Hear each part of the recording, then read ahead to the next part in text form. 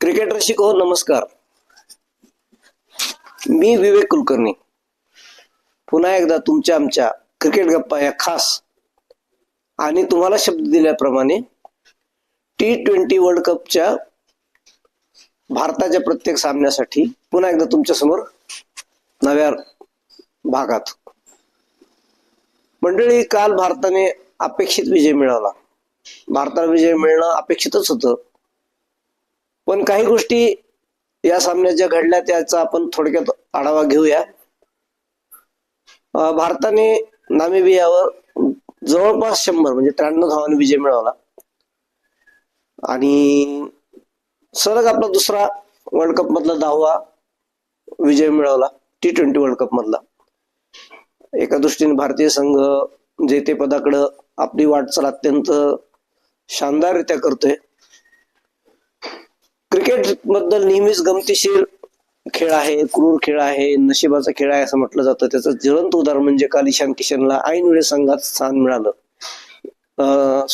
माफ करा, संजू सॅमसनला. संजू सॅमसन आधी ग्राह्य धरलं गेलं होतं की तो T20 वर्ल्ड कपचा भारतीय संघाच्या सलामीचा एक जोडीदार असेल. डावी उजवी जोडी, संजूची फटकेबाजीची ताकद, संजूचं एकूणच म्हणजे फलंदाजीतला त्याचा हे पाहिलं तर असं वाटलं होतं की संजू सॅमसन या वर्ल्ड कप मध्ये भारताकडून नक्की आपलं म्हणजे वर्ल्ड कप खेळेल. मात्र दैव देत आणि कर्म नेत हे जसं म्हटलं जातं तसं त्यांनी सिद्ध करून दाखवलं. त्याचा फॉर्म गेला काय. ईशान किशन जो गेल्या कित्येक दिवसापासून भारतीय संघाच्या आसपास नव्हता, त्याला संघात स्थान मिळतं काय. न्यूझीलंड विरुद्ध तो अत्यंत धडाकेबाज शानदार खेळी करता आपल्या संघातलं स्थान पक्क करतो काय. या सगळ्याच गोष्टी नशीब म्हणजे काय हे सिद्ध करतात की नाही. तरीही दैवाने आणखीन एक त्याला संधी दिली. अभिषेक शर्मा जो T20 फॉर्मॅट मधला जागतिक क्रमांकावरचा 1 नंबरवरचा खेळाडू काही आजार असल्यामुळे काही कारणामुळे संघाचा टीम 11चा कालच्या सामन्यातला भाग नव्हता. ऑब्विसली संजू सॅमसनला जागा मिळणार होती, ती मिळाली आणि असं वाटलं होतं की संजू सॅमसन आता तरी आपल्या प्रतिभेला न्याय देईल. त्याने 8 चेंडूत 22 धावा करून आशा जागवल्या सुद्धा. मात्र पुन्हा एकदा मोठी खेळी करण्यात संजू सॅमसन अयशस्वी ठरला आणि दैव देत आणि कर्म नेत या म्हणीचा प्रत्यय आला आणि पुन्हा एकदा क्रिकेट किती क्रूर आहे हे सिद्ध झालं. ज्या संजू सॅमसननी T20 मध्ये 2 लागोपाठ शतक केले होते, त्या संजू सॅमसनला आज धावासाठी झगडावं लागतं आणि दुर्दैवाने कदाचित असंही म्हणावं लागेल की संजू सॅमसनचं करिअर आता त्याचं वाढतोय बघतात नक्कीच धोक्यात आहे. एनिवेज, त्यानंतर तिलक वर्मा, ईशान किशन, सूर्यकुमार यादव यांच्यावरच मदार होती. सूर्या मागील काही दिवसात अत्यंत छान फॉर्मात आला आहे, मात्र सूर्यालाही काल फारसं काही करता नाही आलं. तिलक वर्मा सुंदर बॅटिंग करतोय असं वाटत असताना तिलक वर्माही आपली छोटी खेळी करून बाद झाला आणि भारतीय संघ पुन्हा एकदा गट्टांगळ्या खातोय की काय असं चित्र निर्माण झालं. पण अशा छोट्या मोठ्या आघात आणि कच खायला असा भारतीय संघ आत्ताचा नक्कीच नाही, याचा प्रत्यय दिला ईशान किशनने. ईशान किशनला पॉकेट साइड डायनामाइट असं म्हटलं जातं. का म्हटलं जातं? त्यांनी न्यूझीलंड दौऱ्यापासून सिद्ध करून दाखवले आणि काल त्याने पुन्हा एकदा ते सिद्ध करून दाखवताना अत्यंत सुंदर आणि तितकीच घणाघाती स्फोटक फलंदाजी केली. पहिल्या 6 षटकात 86 धावा होत्या. 86 आणि ईशान किशनचे 20 चेंडूत अर्धशतक केलं होतं आणि हे याच्या आधी फक्त दसून शनाकाच T20 मधल्या या T20 वर्ल्ड कप मधलं 19 धावात अर्धशतक होतं. ईशान किशन एक मोठी खेळ करणार असं वाटत असतानाच तो आणखीन एक मोठा फटका मारायच्या नादात आउट झाला आणि त्याची स्फोटक खेळी 60 धावावर संपली. पण त्यांनी ती छोटी पण संघाला अत्यंत बळ देणारी अशी खेळी करून संघातल्या खेळाडूंचा आत्मविश्वास वाढवला त्यानंतर हार्दिक पांड्या फलंदाजीला आल्यानंतर हार्दिक पांड्याने जी फटकेबाजी केली म्हणजे खरंच कमाल फटकेबाजी होती ती. काय फटके मारले त्यांनी. खर तर हार्दिक पांड्या हा तसा शिवम दुबे सूर्यासारखा असा धष्टपुष्ट किंवा शरीर सौष्ठव असलेला किंवा बॉडी बिल्डर टाईप खेळाडू नाही, पण तो अत्यंत काटक खेळाडू आहे. त्याचे टायमिंग अफलातून आहे आणि त्यामुळेच त्यांनी काल नामिबियाच्या नवख्या गोलंदाजाला अक्षरशः सळ की पळ करून सोडला आणि बघता बघता आपलं अर्धशतक त्यांनी चुटकीसरशी पार केलं. हार्दिक पांड्याच भारतीय संघाला 225च्या आसपास नेऊन ठेवेल असं वाटत असतानाच तो अर्धशतकानंतर आणखी एक उत्तुंग फटका मारण्याच्या नादात आउट झाला आणि भारतीय संघाचे पुन्हा एकदा म्हणजे पॅव्हिलियन मध्ये जाण्यासाठी मममारा सुरुवात झाल्यासारखे एका पाठोपाठ एक खेळाडू बाद होत गेले. नामिबियाच्या त्या बॉलरचं नाव सुद्धा घेता येत नाही, इतकं अवघड नाव आहे त्याचं. त्यांनी 4 गडी बाद केले. त्याची फिरकीची खेळ म्हणजे काहीतरी असा हात करून तो असा असा बॉल टाकतो. थोडं विचित्रच त्याची बॉलिंग वाटते, पण त्यांनी 4 गडी बाद केले आणि पुन्हा एकदा भारतीय संघाला फिरकी खेळताना अडचण येते, त्यांची त्रेधा तिरपट उडते हा मेसेज त्याने विश्वकप मधल्या इतर संघाला दिला. म्हणजे आजचं टेक्निक इतकं स्ट्रॉंग झालंय.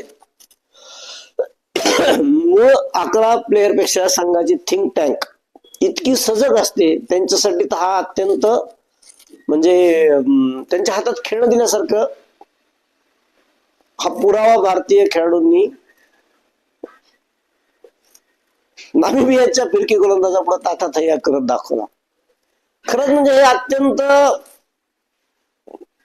काळजी करावं असं चित्र आहे, अत्यंत मनाला वेदना देणारं चित्र आहे. ज्या भारतीय संघाला ज्या भारतीय देशात स्पिनर्स एकापेक्षा एक महान स्पिनर होऊन गेले. लेट सुभाष गुप्ते, चंद्रशेखर, बिशन पाजी, व्यंकटराघवन, किती नाव घ्यायची. पद्माकर गोयल, राजेंद्र गोयल यांना तर शिवलकर यांना तर संघात स्थान नाही मिळालं. एवढे इतके महान फिरकी गोलंदाज घडवणाऱ्या भारतीय देशात आज मात्र नामिबियाच्या मिस्ट्री स्पिनरला खेळताना त्रेधा तिरपट उडती. हा भारतीय संघ T20च्या फॉर्मॅटमध्ये जागतिक क्रमांक 1 वर आहे. भारतीय संघाने टेस्ट आणि वन डे मध्ये तर काय माती खाल्ली हे तुम्हाला सगळ्यांना माहित आहे. पुन्हा त्यावर चर्चा करायची ही आता वेळ नाही आणि गरजही नाही. पण काल पुन्हा एकदा नामिबियाच्या संघाने हा मेसेज दिला. तरीही शिवम दुबे, हार्दिक पांड्या, ईशान किशन यांच्या फटकेबाजीमुळे भारतीय संघानं 200 प्लस धावफलकावर लावल्या आणि नामिबिया संघाला ही लढत कठीण होणार हा संदेश दिलाच. उरलेलं काम मग जसप्रीत बुमराह, वरुण चक्रवर्ती, हर्षदीप साठी अत्यंत सोपंच होतं. त्यांनी करून दाखवलं. काल वरुण चक्रवर्तींनी गोलंदाजीला आल्यानंतर पहिल्याच चेंडूवर विकेट घेऊन आपली ताकद दाखवून दिली. वरुण चक्रवर्ती बद्दल तर जेवढं बोलावं तेवढं कमीच आहे. अत्यंत गुणवान हा गोलंदाज आहे आणि तितकाच भेदक आहे आणि संघासाठी उपयुक्त आहे. जसप्रीत बुमराहनेही काल एक यॉर्कर टाकला. मंडळी एक गोष्ट मला जरा खटकतेच आहे खरं तर. जसप्रीत बुमराहला षटकार मारणं किंवा जसप्रीत बुमराहच्या गोलंदाजी षटकामध्ये 10 पेक्षा जास्त धावा निघणं हे फार रेअर चित्र होतं. पण मागील काही काळात दुखापतीनंतर जसप्रीत बुमराहच्या गोलंदाजीतली ती भेदकता कमी झाली आहे. हे चित्र वारंवार डोळ्याला दिसतं आणि हे चित्र भारतीय संघासाठी धोक्याची घंटा आहे हेही सिद्ध करतं. नामिबियाच्या फलंदाजाने बुमराहला ठोकावं म्हणजे क्रिकेटच्या अनिश्चितता दुसरी काय असू शकते. यापेक्षा वेगळं उदाहरण कुठलंच द्यायची गरज नाही. पण तरी अंत भला तो सब भला या भावने असं म्हणता येईल की भारतीय संघाने तब्बल 93 धावाने नामिबियाला पराभूत केलं आणि आपला सलग दुसरा आणि या स्पर्धेतला दुसरा आणि एकूणच वर्ल्ड कप मध्ये सलग 10वा विजय मिळवत एक शानदार वाटचाल आमची चालू आहे हा संदेश दिला. काही भारतीय संघाच्या काही उणिवा नक्कीच आहे, त्यावर भारतीय संघाची टीम ठीक टॅक विचार करेल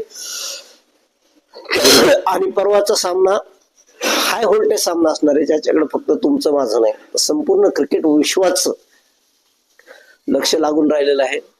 पाकिस्तान संघाने आधीपासूनच निगेटिव्हिटी दाखवत आपला रड्डीचा डाव खेळायला सुरुवात केली, पण आयसीसी आणि भारतीय संघ तर त्यांना कित्येक दिवसापासून भीक घालत नाही. हे डंके की चोट पे सिद्ध झालेलं आहे. आयसीसी ही भारतीय संघाशी पंगा घ्यायच्या मनस्थितीत नाही, हे सूर्यप्रकाशित सत्य आहे. त्यामुळे पाकिस्तानला गुडघे टेकत शरणागती मागत या सामन्यात खेळावं लागणार आहे. नाही खेळलं तर त्यांचं नुकसानच आहे. पण तुम्ही आम्ही भारतीय क्रिकेट रसिक क्रिकेटवर जितकंच फॅन करतो ते प्रेम करतो तितकंच पाकिस्तानला आपल्याला मैदानावर 4 मिनिटात चित करण्यात मजा येते. त्यामुळे आपल्याला असा विजय नको, तर आपल्याला पुन्हा एकदा पाकिस्तानला दणदणीतरित्या पराभूत करून पाकिस्तानच्या नांग्या ठेचायच्या. तर त्या सामन्याकडे सगळ्यांचं लक्ष लागून लागलं असेलच. एकूणच भारतीय संघाच्या प्रवासाबद्दल तुम्हाला काय वाटतं? भारतीय संघातल्या कमी काही कमतरता आहे का ते तुम्हाला जाणवत असेल तर कॉमेंट्स मध्ये सांगा. आणि माझं पिंपरी चिंचवड या चॅनेलवर तुमचं असलेलं प्रेम वाढवत राहा. फेसबुक पेजलाही फॉलो करा, यूट्यूबलाही सबस्क्राईब करा, या चॅनेलला सुद्धा लाईक करा, व्हिडिओ आवडला तर शेअर करा आणि तुमच्या सूचना तुमचं अपेक्षा आमच्याकडे कॉमेंट्सद्वारे मांडत राहा. पुन्हा एकदा भारतीय संघाचं कालच्या विजयाबद्दल मनपूर्वक अभिनंदन करतो आणि थांबतो. पुन्हा भेटू या वाचनासह. धन्यवाद. छोडेंगे ना हम.